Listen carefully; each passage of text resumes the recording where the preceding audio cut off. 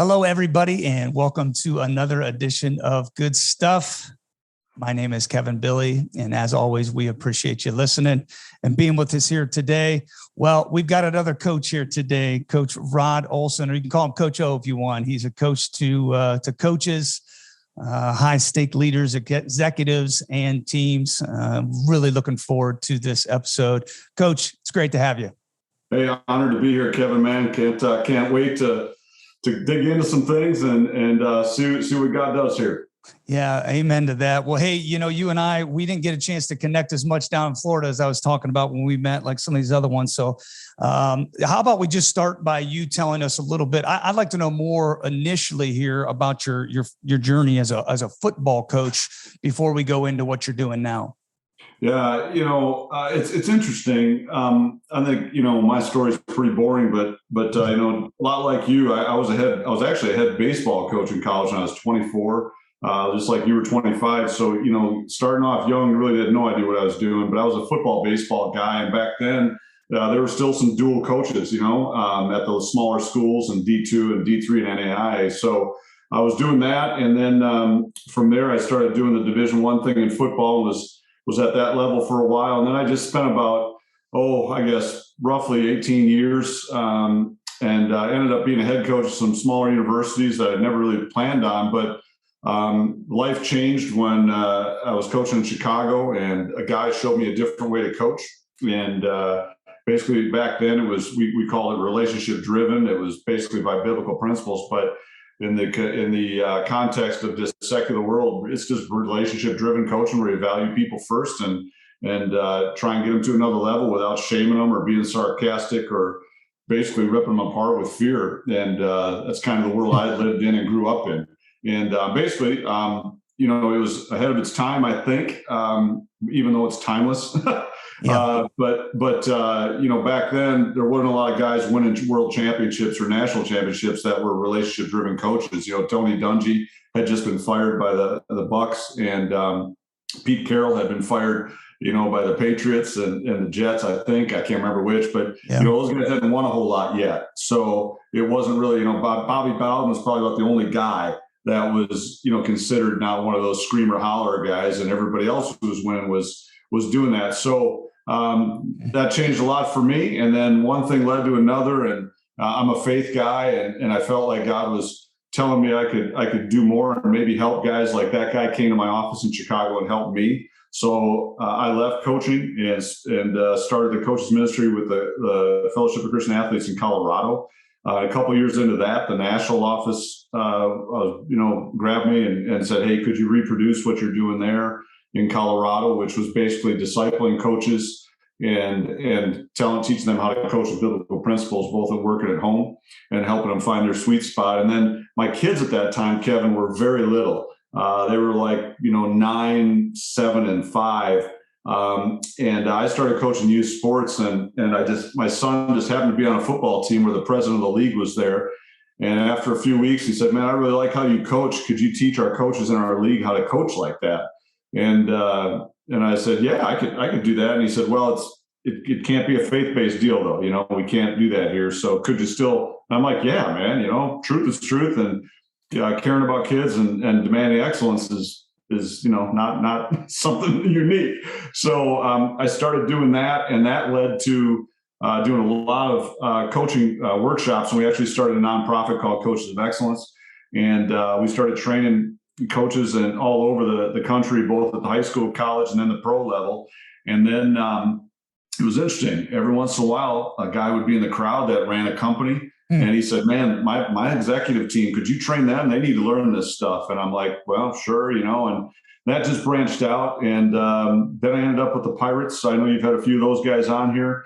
I think you might even be having Bernie on here next week, but was with them for about 9 years, and with Clint Hurdle and all those guys. And Clint and I have been best friends for a long, long time when he was here in Colorado, and was blessed to be with those guys and just met certain people through them, and also through other avenues, and met up with Navy Special Warfare, the Navy SEALs, roughly about 7 years ago. And so for the past 6, 7 years, I've been training for all the instructors at Buds and in the training pipeline for the Navy SEALs. And then I also coach most of their major commanders and meet with all their future commanders through the Navy Leadership Assessment Program. So I've been doing that for quite a while, for the past 7 years. So pretty ingrained in the SEAL world. I don't talk a lot about that, but it's a blessing to be with those guys too, and just love. And I hang out with a lot of college coaches now, and just try and help them. And right now, one of my major guys is Nico Medved with Colorado State basketball. And even though I only coached a little high school basketball, it's funny how I'm in the basketball world, thanks to guys like Phil Beckner connected me and those kind of things. So it's been a wild ride that God has me on, and I'm blessed. That's awesome. Yeah, there's so much in there. I guess you alluded to this a little bit, but what really made you decide to make that transition? What was pulling at you to say, hey, I'm going to leave the sports world and then I'm going to go into this world, maybe not knowing the unknown? I know I'm years behind you there. We talked about some of this off the air, but like, what was it for you that's like, I'm going to do this because, and this is where I can add value? Yeah, I'm assuming you're talking exactly about when I decided to leave coaching. Yeah. Yeah, it's funny. After all these contracts have come out, that like the guy over at USC now, and all these contracts, my wife goes, "You left the wrong profession too early." So all my buddies are making millions, and that's okay. But it's funny. My wife, when people ask us how did we leave, I said, my wife says this. It was so obvious we were supposed to leave; it would have been disobedient not to. Oh, wow. So a lot of things were starting to align, and it's just one thing after another, and we just felt like this is something we need to do, and I just want to help people at the end of the day, and I want to do what God's telling me to do. But the other thing is, we just moved to South Carolina and from Colorado. We were there 20 years, raised our kids there, and we just felt like we're supposed to be out here. So again, a lot of people would say, "How do you do that?" And it's kind of normal for us. And one of the similarities between the SEAL world and the coaching world is they move a lot. And my family and I, we've moved. I think I've moved my wife close to 17 times, and our oldest son was in 5 different elementary schools at one point. And it's not a good thing. I'm not proud of that, but that is same thing, very similar to what goes on in the SEAL world. But in the military world. But at the end of the day, I think times in our lives, man, you got to take risks, man. You got to, we live in a world that doesn't tell you to take risks anymore. And we all know that anything great happens if you step out in faith and take risks. And I don't even consider it a risk. It's just stepping out in faith. And to be honest with you, I have no evidence in my life that I shouldn't do it. And so I don't do it willy-nilly. You know what I mean? It's like, yeah, right. Colorado 20 years, but and I had a lot of counsel and everything else from good friends of mine, and hey, just felt like it was the right thing to do. And I would encourage people, if you've got that gut feeling, get some counsel, get some wise counsel, and then step out in faith and rock and roll, man. Go for it. Yeah, that's great. Yeah, I agree. Because everything, I love that quote by Monty Williams, but it's like everything great's on the other side of hard, right? I mean, all of that. So I want to stick to the coaching thing right now. And by all means, you can disagree. I don't think you will, but I think everyone, Rod, needs a coach in their life. I really do. Myself, I've talked about that on here along with accountability partners, and there's differences, there's some similarities, but do you think everybody needs a coach in their life? And if so, why? And if not, maybe why not? Yeah, I think first of all, you're an idiot if you don't. That's just my opinion, because that means you're arrogant. You think you got it all figured out, and that's the first ingredient to death. You want to mix up a failure soup. Go ahead and don't have anybody lead you in life. that's number one, right? So and then start isolating. So for me, we've got this concept. We teach a lot, and by the way, Kev, I don't think there's anything new under the sun. I really don't. And we have a saying: if it's true, it's probably not new, and if it's new, it's probably not true. So there's different ways to say things or different ways to think about things. But as far as somebody come up with a brand new idea, I don't think so. So for me, I need to. We have a saying we call "build your Mount Rushmore," and who are 4 people in your life. You can call it a lifetime foursome if you're a golfer, but who are 4 people in your life that you can call anytime, any place, anywhere, and they are going to speak truth into you. They're going to take your call, and they're going to speak truth into you. And they're not going to tell you what you want to hear necessarily, but they're going to tell you what you need to hear because they care about you. So for me, my Mount Rushmore is up to like 13, 14 people now. And well, but you've had some of those people on this podcast, like Kyle Stark and those kind of people. And for me, they all have a different purpose in my life. And it's not some big formal deal where we talk every, on a podcast or whatever. We just interact. But for me, those are my coaches, and those are the coaches in my life. And I believe in it. And if you're not doing it, you're just going to plateau or worse. And you're going to, and at the end of the day, I never got anywhere without a good coach. I haven't. And so for me, I think it's not an option. It's an imperative. Yeah. And I would even call some of those, I guess, as you go about through life, you've had these influencers, right? I mean, obviously maybe some of these are on that Mount Rushmore for you, but talk about some of these influences in your life along the way. You alluded to a meeting in Chicago, and by all means, you don't have to give names, but what are these influencers along the way? What have they done for you? What are some certain things that they've helped you with, or are currently and will continue to help you with?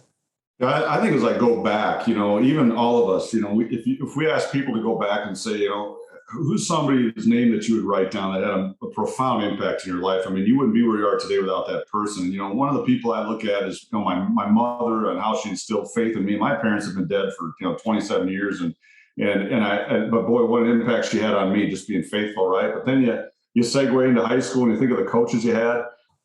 My high school basketball coach, Bruce Irvin, man, I still call him coach. I'm never going to call him Bruce. There's no way, right? Right. But that guy coached with an intensity and demanded excellence out of me that I had never seen before, right? And then you segue into college and college coaching, and then the people you hang out with, and I was at Oklahoma State, so I had a lot of Jimmy Johnson influence and Pat Jones, and Mike Gundy's still there, and we were there together, and boy, those guys, man, you coach hard there. We weren't allowed to cross our arms or look at airplanes, man. You got fired, and so we coached hard. And then I get to Appalachian State and Jerry Moore's there, and then all of a sudden he's making us go home at night. And I'm like, go home at night? I used to be at the office till 2 a.m, man. What are we talking about? And so I think, and then I get on my own and you start copying people. And, it's interesting. Kirk Talley, is a longtime small college coach that nobody really knows about. And Kirk was just instrumental. He coached me in junior college. And when I blew my knee out, he was the only coach that came and visited me in the hospital. And I never forgot that, and especially for coaches, it's a big deal when athletes get hurt. It's not an assembly line. And so Kirk and I have a lifetime friendship now. And he actually turned me on to the guy named Scotty Kessler that came to my office in Chicago and showed me a different way to coach and really challenged me. So when you ask me, man, what do some of these guys do? Some of them challenge you. And, like Jerry Moore, he said, we don't cuss on the practice field and we don't yell on the headsets on game day.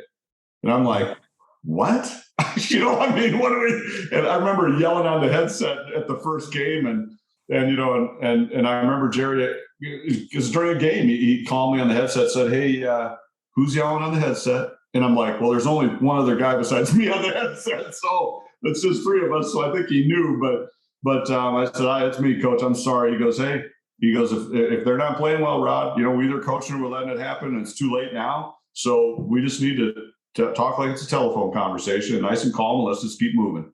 And I was like, wow, and so I think, over the years, and, then I start meeting people like Kelly McGregor, who built the Colorado Rockies and as the president there, and he's passed away, and then who led me to my friend Clint Hurdle. Clint's just had a profound impact on me. He always says I've impacted him, but man, I tell you what, talk about threefold for me. He's just been a blessing in my life. And Kyle Stark and these kind of people, and Bernie Holiday, and just the list goes on. And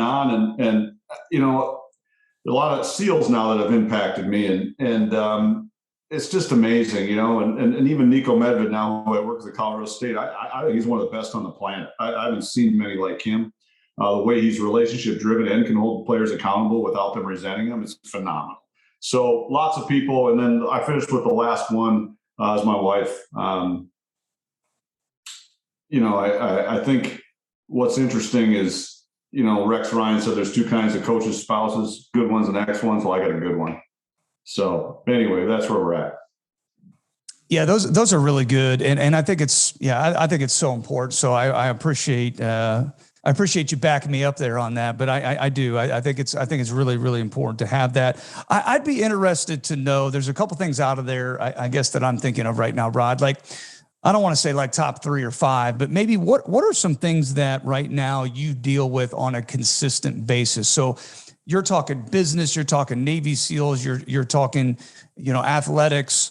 What are some, hey, these are things that I'm seeing consistently across the board day to day?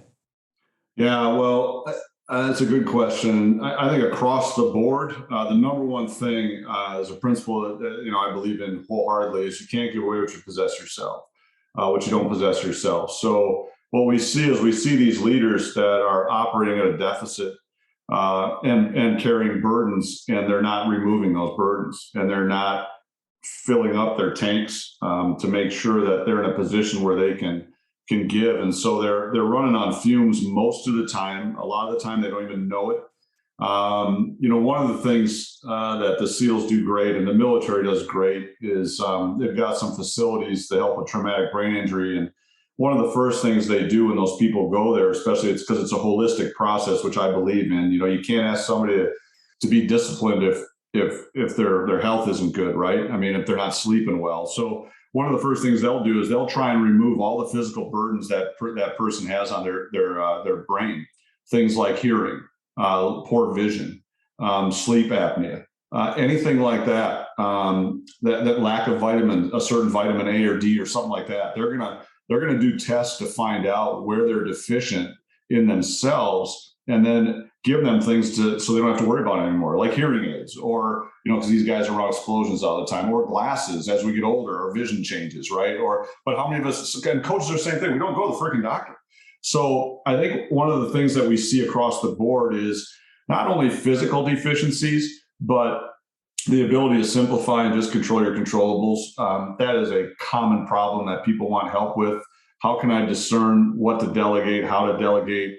How can I discern what's controllable, what isn't? And then the last one, I think, is all about culture. If they're any good, they should be concerned with and should be struggling with, how can I build a culture that creates astronomical amounts of psychological safety?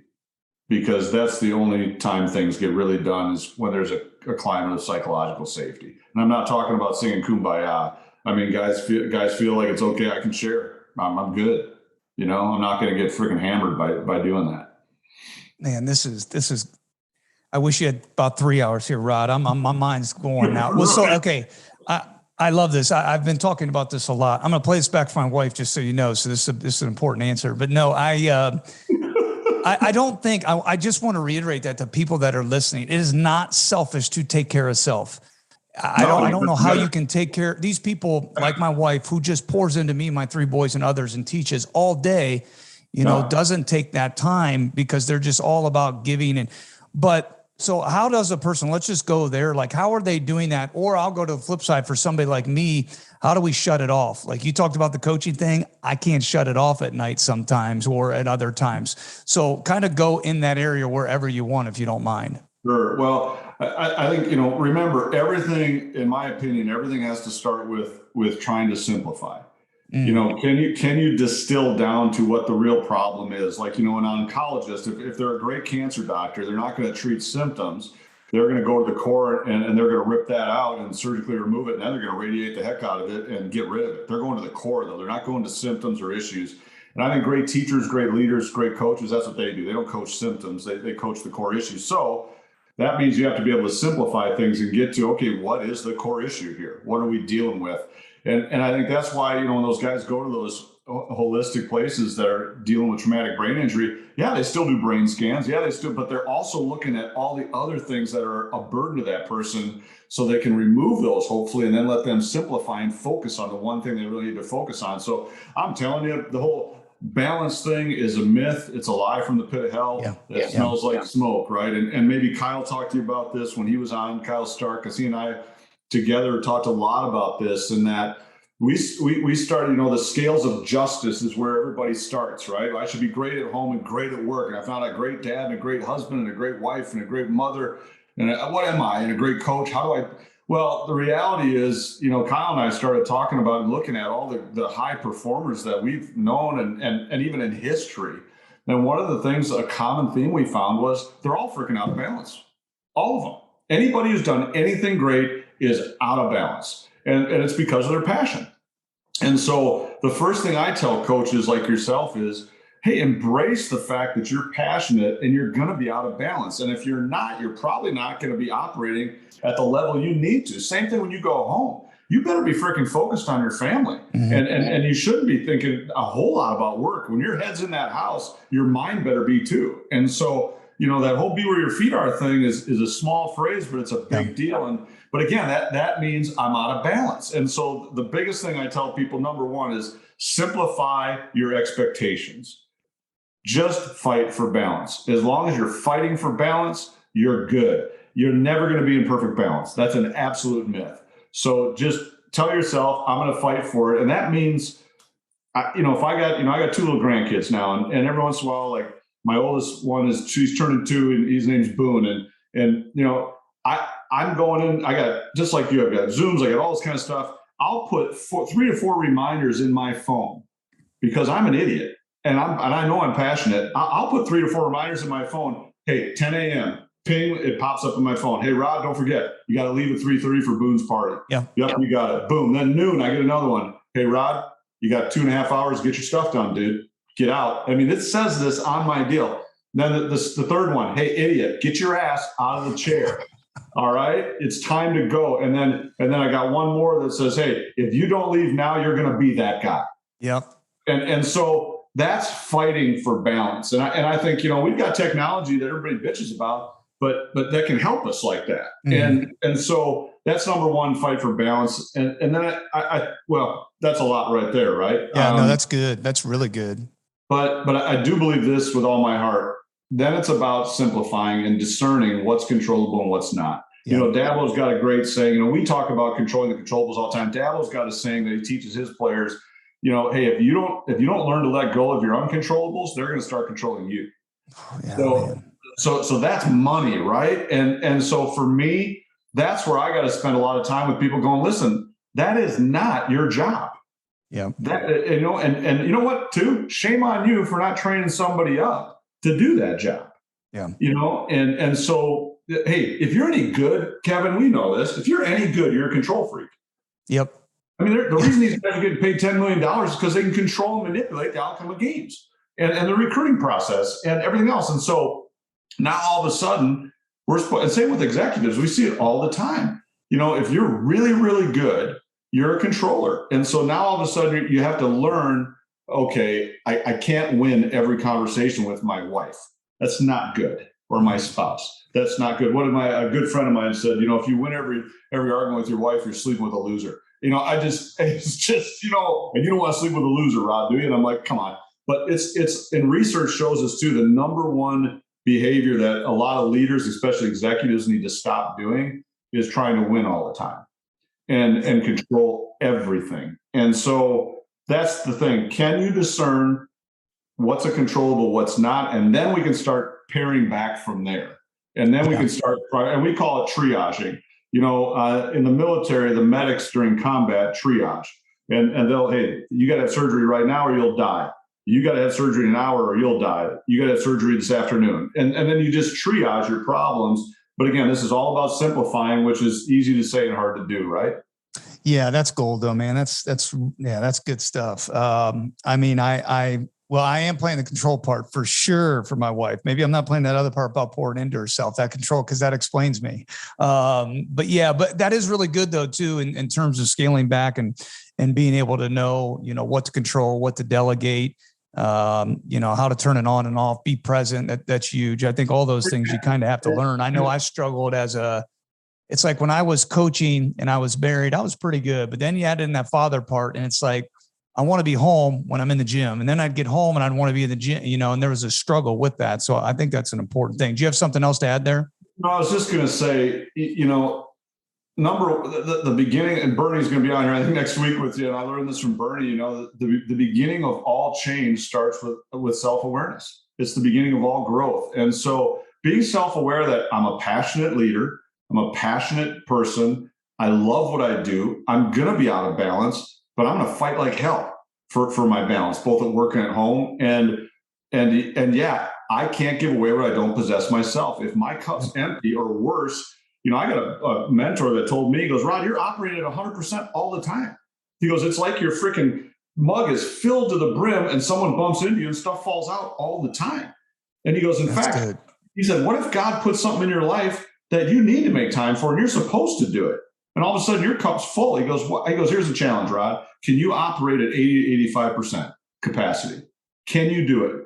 And I'm like, I don't know. And he goes, I challenge it. He said, because then you're going to have room for that 20%. And I go, well, I'll just take stuff out. He goes, you never take stuff out.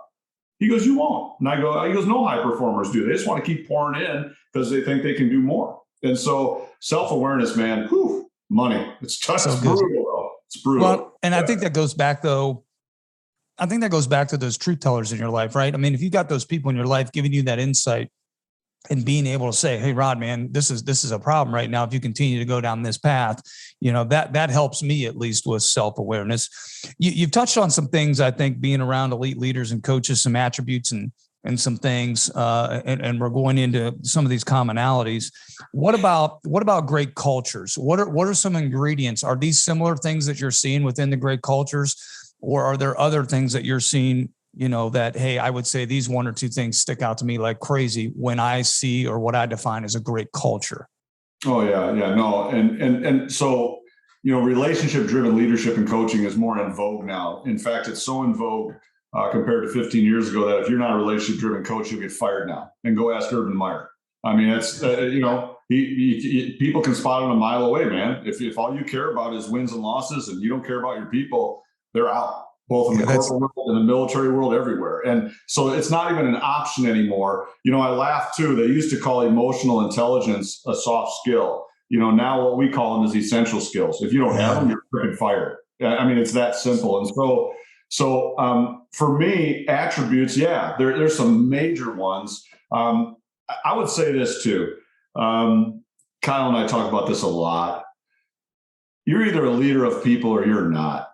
And can you learn to be? Absolutely. But so many times we see bad cultures. They put people in charge that aren't leaders of men and women. They're just not. And people won't follow them. They're great analysts. They're great innovators. Perhaps they're even, great, what's the word I'm looking for here? Builders and organizers and strategists. And they're wonderful, but they're not leaders of men and women. And so consequently, the bad cultures have great intelligence and everything else, but not leaders. And, one of the things I admire about the SEALs right now is, and the Army's been doing it a while too, but, the Navy Assessment Leadership Program, where they bring every leader that's going into a leadership position now in the SEAL community has to go through this week of being analyzed. And I'm fortunate to get to teach there a little bit, and then I coach the guys a little bit, but they're not, they're going through psych evals, everything to see if there's a toxic leader in there, because they know that that's not going to help anybody. So anyway, going back to great cultures, they value people highly, above all. They won't let the ship go down for one person, but they're going to value people first. They're humble cultures that are hungry. There's always that paradox, that juxtaposition, right? They're humble and hungry. They're principle and value driven. That's across the board. They're not rule driven. They're not results driven. They're development and they're principle and value driven, meaning that we believe if you follow your principles and your values and you develop people properly, you're gonna do fine. You're gonna have success. Two more I just happened to think about here, and I was writing them down while you were talking. They control stray voltage. That's a big one that we're talking about. Colorado State basketball right now. My son is a mental conditioning coach with the Colorado Rockies, and guys like Bernie helped him get where he is. And one of the things that he talks about and teaches is you got to be a cockroach, man. Cockroaches can live anywhere. They travel in packs. They eat anything and can survive anything, even nuclear holocaust. Can you have the agility of a cockroach? And with all this COVID, and now, I just got off a call this morning with the head coach, and he's like, man, here we go again. And our protocols are way behind what's happening, because we got tons of kids that have been vaccinated that have no symptoms, and they're making them quarantine for freaking a week. I mean, what are we doing, right? And then the NFL makes a quick change. So that's the other thing is great cultures are adaptable, right? And they're versatile. Yeah. So, for me, though, controlling stray voltage means I'm not going to let stuff pull energy away from me that I don't have to let it. And so this COVID thing, man, is real. It's straight voltage all over the place. Yeah. Absolutely. Yeah. Man, that's good. First thing, I'm as I've said on here plenty of times, I think I might even mention this once before with another guest. I'm a huge Notre Dame Irish guy, and I look at this new hire of Marcus Freeman. This is exactly what you're talking about. They hire a 35-year-old guy whose first head job is at the University of Notre Dame. Like him or don't like him, it's kind of a big deal on two things. And the AD came out and said, recruiting, which is connecting, and the second thing is relationships. They didn't even mention a thing about X's and O's, and I think that's exactly what you're talking about. So just to tap onto it and add on to what you just said. So we believe that you got to be three-dimensional. You got to be a great connector with people at a heart level. You've got to be able to motivate people, you know what I mean, both individually and collectively. And then the last thing is you got to be highly competent.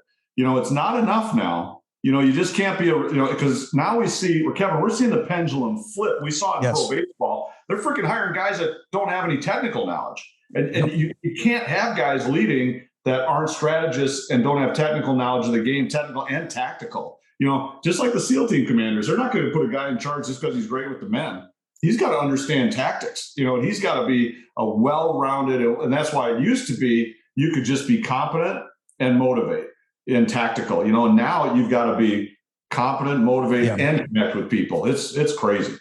Yeah, it really is. And I've never seen that be a cockroach one. We need to get that on Ted Lasso next season. Put that on the. That's my man, Colt Olson, that came up with that, man. It's really good.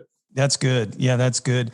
Hey, I want to talk just a little bit here about your books. You're an author. You've written 3 books. As I admitted shamefully, I haven't read them yet. But I just want you to provide some insight to us on each one. Just kind of why you wrote them. Was there something similar as you went into each one? Was it different? You've got the greatest motivational tool, the wisdom lunch warrior, and the legacy builder. So however you'd like to break those down for us, please, Rod. Yeah. And I'm going to throw a 4th one in there for you too, a video series for your faith-based people. I'll do that at the end. But so the first one we wrote, by the way, never anticipated having a book, didn't want a book. Got a physical education degree, no way, not happening, right? But I was teaching and speaking and quite a bit and facilitating, and then people would come up afterwards and say, "Hey, do you have a book or something that'd be a great follow-up to your talk?" And takeaways, and because we do handouts, but everything else, so we ended up all my books. I always say this: there's nothing worse than somebody who wrote a book and thinks they're an expert and really hasn't done anything. So all my books are fables. They're very short. They're 120 pages. Can read them on an airplane from Denver to Florida. And they're all based upon teachings that I was doing. So I didn't write the books and then start teaching off of them. I was teaching, and then I did the books based upon those teachings and those principles. So Legacy Builder is the first one, and that's built off of the 5 non-negotiables of a 21st century coach of excellence that I used to teach a ton. And then the second book, which is actually a sequel to that one, is called The Wisdom Lunch Warrior. And that book came along because I was doing a lot of teaching called the 7 Marks of a Mature Leader, because I have yet to see any leader that's not a mature human. Haven't seen one. So then we gave them some checklist benchmarks for what does a mature human look like? What's a mature leader look like? And so that book is based upon that teaching. And it's great for younger generation coaches and leaders, and also older generations who are leading younger ones. Because the guy has to pick his successor, and it's a young guy that he picks. And then the third book is a standalone book, but it's another fable, The Greatest Motivational Tool. And that came about because I was helping coaches and executives with their one-on-one meetings. We just figured out that 2 meetings a year is a bunch of crap, and it doesn't work. And the players and the employees don't feel valued or cared about. So then they're like, well, what do I do, Rod? And I say, well, we did a lot of one-on-ones, and I was a football guy and had 110 players and 10 coaches, and we found a way to do one-on-ones. You just had to be very strategic and intentional and deliberate. And so then I gave that coach a template. He was actually coaching at Troy University at that point. and I gave him a little note card with a template of 7 steps to a great one-on-one with a player. And then in the story, we do the same thing. So I just wrote a newsletter on that. And then somebody, I think it was John Gordon actually, emailed me and said, "Hey, Rod, you should do a book on this, man. This is really good." So I just put together a little story and yeah, by the way, I don't want to make it sound like, I sit in some cabin in Colorado in the mountains and rip these books out. I don't even know if I have another book. I've got a lady who's helped me with all the prose of the quotations. I can build stories. I'm a storyteller, but this woman's helped me a lot too. So, yeah. And then the last one though, I'll be honest with you too, they can go to legacybuilderstudy.com. All the principles I teach, they come from all the biblical principles I've been taught, everything. Like we said, there's nothing new under the sun. Doesn't mean, but so I actually did a men's ministry where they taped me for 10 lessons teaching the Legacy Builder Study Series, and it's on video. You can download it at legacybuilderstudy.com, and it has nothing to do with the books, nothing at all. It's a total faith-based deal on how to live your life as a leader with biblical principles in today's world. So that's great. Yeah, kind of fun. Good. I'll be getting them, Coach. I'll be knocking these out. Speaking of books, we always like to ask. You wouldn't be the first guy to tell me you didn't read my books. I was just being honest. I do like to talk to everybody here before we get into kind of rapid fire. Just how are you growing? Are you a book guy, podcast? I'm sure this is maybe where your faith comes in too, to keep you grounded. And of course, any favorite books you can mention while you're on here. Yeah, I for me, I'm reading the Bible every day, obviously trying to grind through that. But I think for me, a couple of things. I'm a big believer in, you don't have to start at the beginning of the book and go to the end of the book. Just, you know what I mean? It's like, yeah. I can pick and choose. I read a lot of stuff by, who is it now? Daily Coach with George Raveling. George talks about when he reads a book, he looks at the table of context and it looks like an interesting chapter, he'll read it. And I like doing that too. But I also know the value of the whole story. But for me, I tell you what, I just finished a good little book called Breathe. I love that, the importance of breathing. I love the way that guy writes. But, a lot of what I do also is research, right? So I think there's another one I just read called Rethink or Think Again. It just really makes sure you're looking at things from different perspectives instead of all the same. I tell you who else, I love Craig Rochelle's stuff. Oh, yeah. Yeah, I love his stuff too. And Andy Stanley, all those guys. But I tell you who else, I listen to quite a bit. There's a guy, and this is a faith-based guy, and some people might get mad at him, but Miles Monroe has put together some stuff. He's passed away, he died in a plane crash, but he's a little lesser known guy in some circles from the Bahamas, that he was a simplifier, man, and he called people out. And it was interesting. And he challenged the Bahamas not to be just a tourist industry, to be more than that. And so for me, I will tell you too, everybody reads Carol Dweck, everybody reads, all those kinds of things. But at the end of the day, I really want to listen to people that challenge me to live authentically and at risk. I mean, I don't mean stupidly, and I don't mean wasting money but I mean, hey, go ahead and go for some stuff. Yeah. I'll tell you, one of my favorite guys is Bob Goff. One of his latest books, Dream Big, has impacted me. I just love Bob's stuff too. And he gives you a template for how to dream big. I just love it. And then there's the old standbys, right? Like Legacy by James Kerr and all those kind of things. They're always great. But so for me, bro, that's where I'm at. And I think sometimes though, the best book I can read is making sure I call 4 different guys every month and ask them, hey, what have you learned? What's your biggest mistake? What are you learning right now? And, and I'm blessed too. These SEAL guys and executives I work with, I learned so much from them just in conversations. It's ridiculous. Yeah, I can't imagine. Well, let's hop in here to, one other thing. I know you don't know the whole list here, so maybe you'll hit on them, but who do we need to have on the podcast that we haven't had on so far? Somebody or would recommend? Wow. Have you had Clint Hurdle? Oh yeah. He was on here. Yep.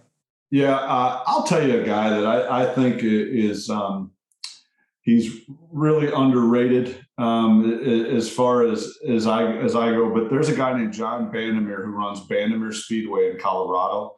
He's a big time faith based guy, but he took over his dad's business and built it into just a mecca. And now he's done a great job of passing it down to his children. And John's just a wonderful man from that standpoint. And then there's one other guy who I have a ton of respect for, and he's one of the guys I've worked with a lot, is Randy Chambers. And Randy Chambers is a guy that I trained him in coach's ministry, but he's helped me so much. But he now works with Carolina Panthers, North Dakota State football. He's at Arizona Christian University. He's just he's running a lot of circles. I use him when I train to do some training with the SEALs. Not many people know about him. And then I'll tell you the last guy is Nico Medved. He's fantastic at Colorado State basketball. He's as good as it gets, man. Good. Thank you. Well, hey, we're gonna go into rapid fire. If you got to take a little bit longer, go ahead. Call us 3-pointer. So I know maybe we should call this something else with football, but won't be too difficult. Number one, if people could learn one thing from this talk, or you just want them to hold on to one thing, what would you want that one thing to be? Yeah, I think it's two things. Number one, value people over programs and productivity, and then speak life, not death, into people. It's not about being positive. It's about speaking greatness into them. It's about inspiring people. Any idiot can tear people down. You got to speak life. Life and death lie in the power of the tongue, man. You're going to speak life or death. And this is from Clint Hurdle. It's a great tool. He and I every day we pray this. I'm going to be a advocate, not a critic of people, places, and things.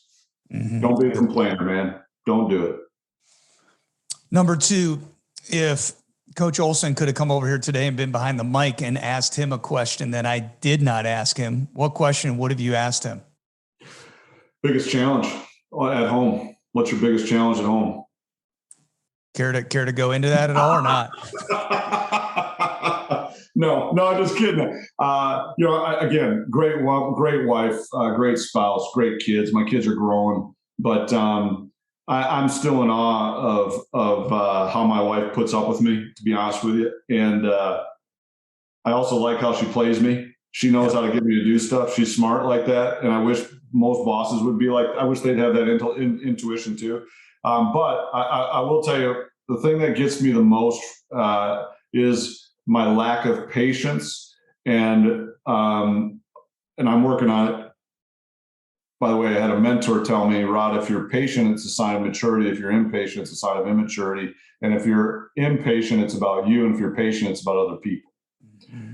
So that's the first one. Second one, though, for me, as I sit here today, is I judge people quickly on my standard and expectations. And when they don't meet it, and my self-talk in my head is not good. So I'm talking about like the Starbucks guy.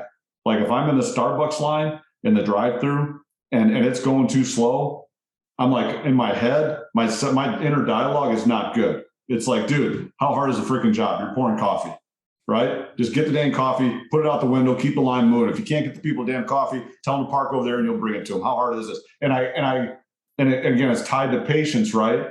But what it's really tied to, and my friend Randy Chambers helped me with this, and I'm still working on it. I said, yeah, well, people just don't meet my expectations. I don't like it. And he goes, it's more than that. And I go, oh, it is? And remember now, you got to get to the core issue, right? And he goes, no, he said, you're trying to control situations so you don't get hurt. And I'm like, so it is still about control, right? I mean, how do I dial that down a little bit? So anyway, yeah. That's good. Finally, good stuff is the name of this. Can you give us maybe any more good stuff here in closing, or anything you feel is appropriate on your mind right now? Yeah, I've got it written on my board. And it says, elite leaders create psychologically safe environments that foster high speed and high performing cultures. I can't tell you how important it is to create psychologically safe cultures. And this, again, is not a soft word. This means people are willing to speak their mind. People are willing to step up and give solutions rather than wait for you to do it. It's an empowering culture. And it's more than just delegating. when people feel safe, you can pull the lid off. And it's just like when players feel safe, you coach basketball forever. The great teams you had, they were allowed to create, man. Right, I remember Phil Jackson talking about, somebody asked him in a question, hey, why did all those coaches before you fail with the Lakers? And then when you got there, you were successful. And he goes, well, I can't speak to the other coaches, but he goes, I know this. One of the things that I did with this team is I quit calling timeouts during games. He goes, he said they needed to learn how to and be empowered to play through things and create and work things out on the court together. They were talented enough, they were old enough, they were mature enough. But if I keep calling timeouts as the coach, it's just like this coaching's parenting, right? If I keep pulling them out of situations, it's gonna hinder their growth. And so for me, that's what this is all about. And then I'm gonna say one last thing here in regard to this deal. You asked me that question. I discovered something the other day that really means a lot to me. And I figured out something, man. I figured out that I enjoy being around people that I can trust my life with. And I don't mean Navy SEALs and all this I mean, they're trustworthy people. And by the way, I've met people and within 5 minutes, I can tell they're trustworthy. Yep. I mean, so for me, that's another thing that I'm not going to waste my time hanging out with people that aren't trustworthy. I'm just not going to do it. And that's not judging people. I got to make sure that I'm around the right people that help me be better and make me better. Yeah, I would think that's your intuition and then your choice based on that, right? And willing to be burnt by that if it's your choice. So yeah, hey, good man, 3 for 3. Hey, where can we find you? Where can we find you at social media wise? I put up a free tip of the day every day at LinkedIn and also on Twitter. And my Twitter is just at Coach Rod Olson. And then my website, you can just go to rodolson.org. You can find all that stuff there, and the books are everywhere. So you can get them at audible.com or Amazon or wherever too. Perfect. Yeah, I love the tip for day on your Twitter. I see that. Well, man, Coach, this was great. I really appreciate you taking the time. It's busy here in general and around the holidays. Enjoyed connecting with you. There's just so much in here. You made me a lot better today. I'm going to go back and check out some of these things. And I just love what you offer as not only just a coach, I know that's your title, I guess, but as a person. So keep up the great work. Those places are really lucky and fortunate to have you. And once again, thanks for spending some time with us. Hey, I appreciate all that. And then I got one question for you. Rapid fire. One question. Of all these podcasts you've done, you've done almost 100 now, correct? Yeah, almost 80. Yeah. So as you think about all this, what's the one thing that if they said today, hey, this is your last podcast, it's over in 30 seconds, what would you tell people right now, knowing you'd never be on the air again? Man, that's phenomenal. Honestly, I think it would go align. I would be aligned with what you're saying. Honestly, don't be afraid to take chances. If you are thinking, feeling, whatever is, you're inching that way, lean into God and go with it. I mean, everything for me is based on that. But then I'm really on this train. You touched on a couple of these words maybe, but authenticity. I think as a leader, I think transparency, and I just want people to be more vulnerable. I think put yourself out there and don't worry about, what others think, how you'll be judged. To me, I have an audience of one. And so I think just leaning into that and combining those two together, I know that's something you would say, probably that culture, which I'm going to really think about more and follow up with you. I'm trying to tell leaders, man, just, it is safe. Create a safe place and just be vulnerable and be you. That you were designed to be that. So that's where I would go. Yeah. It's phenomenal. And, and I've dealt with 2 recent deaths, Kamara Barti, yesterday, now former pirate and then a SEAL commander, Boosh, who died in a training accident a couple of weeks ago. And, I would go right with you, man. People need Jesus, man. You got to find Jesus. And so you got to go to heaven, man. That's the name of the game. I appreciate you, Kevin. Thank you. Yeah. Hey, thanks a ton. Well, hey, everybody, by now, reach out to me, goodstuffkevin@gmail.com. If you've got anything you need me to transfer to Rod, or all the ways to connect him now, I would suggest that you get on that website, check out a couple of those things, and buy those books like I'll be buying them. So Merry Christmas. Thanks for spending some time with us again today, Rod. And until next time, good stuff.